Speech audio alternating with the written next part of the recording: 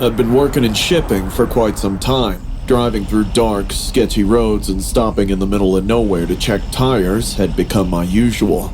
On one side of the highway, I often witnessed the Canadian Rockies, standing like towering giants. I'd driven this stretch 100 times before, but that night seemed weird. It felt too quiet, like the road ahead held a bad omen. I passed a small town whose name I had forgotten, with my caffeine-dead mind and bladder full. I had missed the last rest stop altogether, oblivious that I was not using the last mile marker. And I couldn't wait another 30 miles, so I pulled over. Opening the door, I stepped out and took a long stretch. My back was killing me. I walked to the tree line to release myself. The black silhouettes of pine trees were moving in the cool wind. They were so dense that pitch black rested in the backdrop. Once done, I reached into my pocket and grabbed a cigarette. I lit it and took a couple of slow drags to calm down. As I stood there, my eyes slowly adjusted to the darkness surrounding me. I saw a sudden shift in movement behind the trees. At first, I thought it was a deer. The way it sprinted through the trees felt odd. I'd never seen a deer move like that before. Another figure slowly started to emerge from the darkness. A man, seemingly in his 30s, maybe older. He was tall, dressed in jeans and a hooded jacket, but it was hard to tell. The darkness was playing tricks on my eyes, making his movements strange and jerky. My gut twisted. There wasn't another soul on this highway. No parked cars and no cabins nearby. Just me, my medium-duty truck, and now him. I kept it casual, crushed my cigarette under my boot, and calmly walked back to the truck. I got in and locked the doors. I put it in drive, foot hovering over the gas, but for some reason, I didn't peel out. I just watched him. He continued walking, one step at a time. He never increased his pace or slowed down. His hood obscured his face, yet his eyes remained fixated on me. His gaze could pierce your soul. He reached the passenger window and stopped. Lifting his bony hand, he knocked on the glass. My body jerked involuntarily. He brought his pale, skinny face closer to the window. I noticed his hollow cheeks and sleepless eyes. His lips were badly cracked, like he hadn't had a drink in days. I didn't want to, but I rolled down the window an inch. "What's up, man?" I asked in a firm voice, gripping the wheel. He let out a deep, raspy breath and replied, "I need you to call the cops." I took a good look at him, trying to find possible signs of an injury to determine if he needed help or not. I couldn't see a single scratch on him. Confusedly, I asked, "Is everything all right?" He lifted his hand and started scratching his head with a knife. His eyeballs moved randomly, like he didn't know what to do with the weapon. The sharp blade of the knife glinted in the moonlight. I came out here to kill myself," he said in a low, shaking voice. "Walked from town, but when I was about to do it, I saw their faces. My daughters. I couldn't go through with it." For a long second, neither of us spoke. The only sound was the faint clicking of my hazard lights. I called the cops and made sure to stay in my car, watching him constantly until they arrived. He didn't move. He just stood there, quietly crying. Tears streamed down that dead-eyed face as if they didn't even belong to him. I told him gently to leave the knife on the ground before the cops arrived. He stared at me like he didn't understand, then slowly crouched and placed the blade on the gravel. When the red and blue lights of the cop cars finally flashed in my rearview mirror, I felt relieved. They cuffed him, patted him down, and asked me a few questions. Before they drove off with the man, I walked to his door to have a few last words with him. I wasn't scared anymore. "Hey," I said, meeting his eyes one last time. "It's not over. You hear me? You walked out of those woods alive. Don't waste that. Live for your girls." He didn't say anything.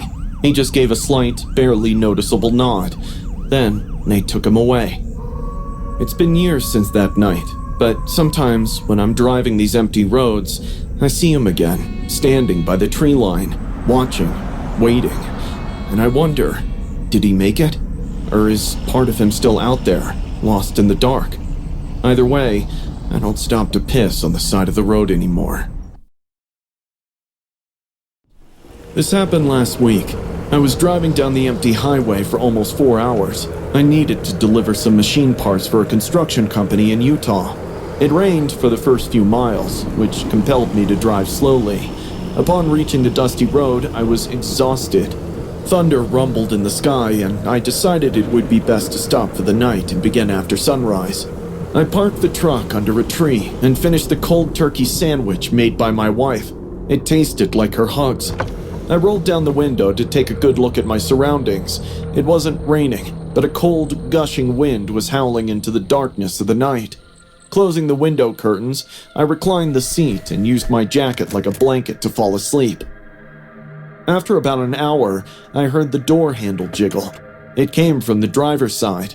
It sounded like metal against metal. The sound was subtle and almost polite, like whoever was out there was checking to see if maybe they could just let themselves in.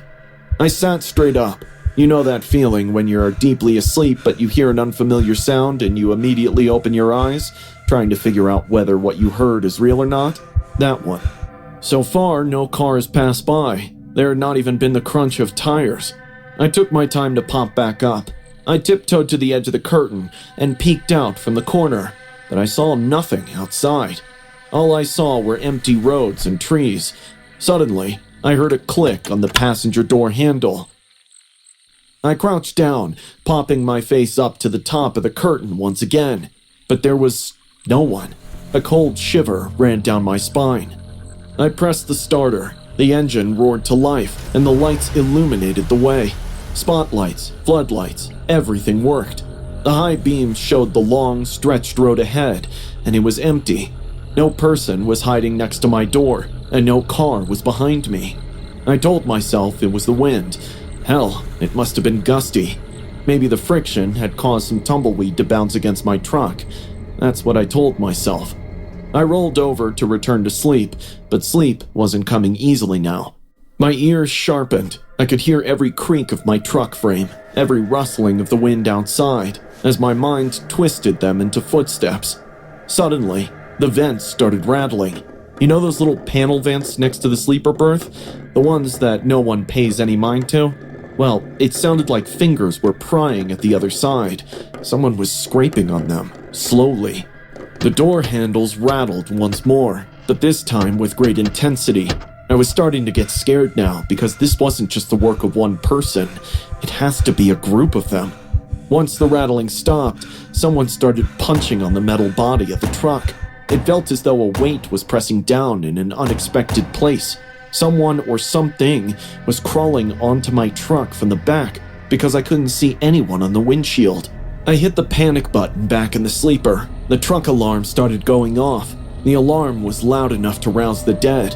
I thought for sure that'd send them scurrying, but it didn't. The noises continued, tapping, scraping. The alarm synchronized with the clicking of the handles. The air suspension hissed as if the truck sighed under a heavy load. The glass of the windshield cracked from the corner because something was paddling footfalls across the roof. I didn't dare to come out. I was terrified for my life. I don't exactly remember how long this chaos sustained, but it stopped all of a sudden. The alarm blared for a few more seconds, and everything went silent. It felt as though the world had regained its clarity. For a few long minutes, the only thing I could hear was my own ragged breathing and racing heartbeat. A few minutes later, headlights sliced into the road. Another truck drove past me, and I felt alive again. I remained awake throughout the night, tightly gripping a tire iron as if my survival relied on it. As soon as the sunlight hit the trees, I jumped out of the truck, still clutching the tire iron. I looked for footprints and tire tracks, and to my shock, there were dragging bloodstains all over the truck. It appeared as though hordes of hungry zombies had scavenged across the truck, their wounds exposed. And on every window, driver's side, passenger side, even way up on the sleeper's little portholes, were tiny handprints, like a toddler's. It seemed as if someone had licked their palms multiple times and pressed them against the glass. There weren't any tracks leading to or from the truck. Only the tiny, sticky handprints clung to the glass, and the truck's body was covered in bloodstains. I had to clean the truck before driving off because if a cop car spotted me, they would have charged me with murder. I still don't know what happened and who did all that to my truck that night. I'm just glad to make it out alive. I've been driving on Mississippi roads longer than I'm willing to admit. Flat farmland, 2-lane highways that seem to stretch on forever. The quiet and emptiness gradually become familiar to you. But that night, somewhere in between Clarksdale and Greenwood, I fully understood that not all spaces are lonely. I was driving for 14 hours straight. Repeated doses of caffeine and smoking were keeping me awake. The weather had turned ugly fast. There were high wind advisories, tornado watches, and unexpected storms in the Delta. I had called my wife before leaving Clarksdale and told her to expect another call as soon as I was out of the danger zone. But 30 miles out, a hailstorm took over. The hailstorm began with small pebbles, which gradually grew in size and bounced off the hood and windshield with a sharp metallic crack. Any Mississippi boy knows summer begins with hail. I slowed down. I eased off onto the gravel shoulder. There were no cars in my wake or in front of me. It was just me and my pickup, with nothing but black farmland in every direction. I cut the engine but left the lights on. I rolled down the passenger window and retrieved my flashlight.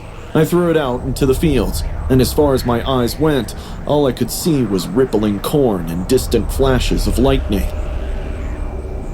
I leaned over to check the driver's side when I saw this man. He was standing right there, pressing his face against the glass. His eyes were so still that it felt like I was staring into two vacant pits. He observed me for a brief moment before beaming a broad smile. The wilderness of his smile exposed his crooked yellow teeth. I screamed, "What the hell do you want?"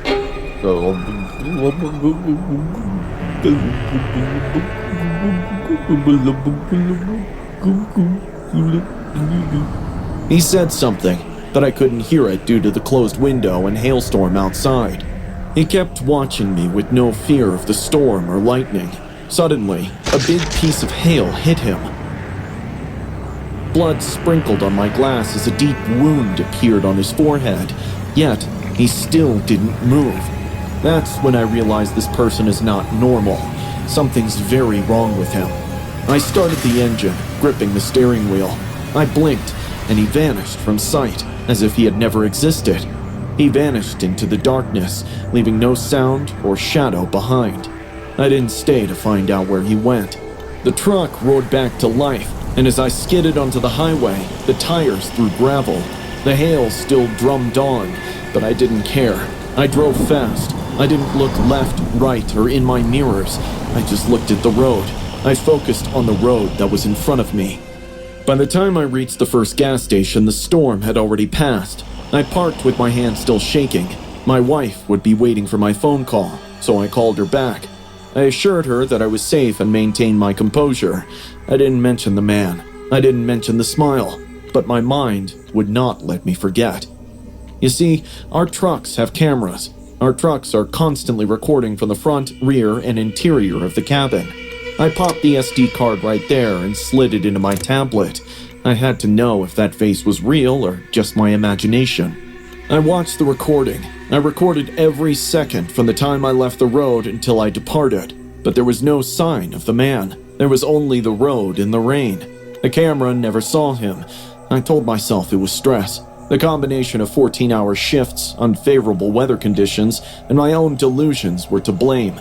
The Delta can do that to you at night. The vast expanse of open space was so dimly lit that it felt like drowning.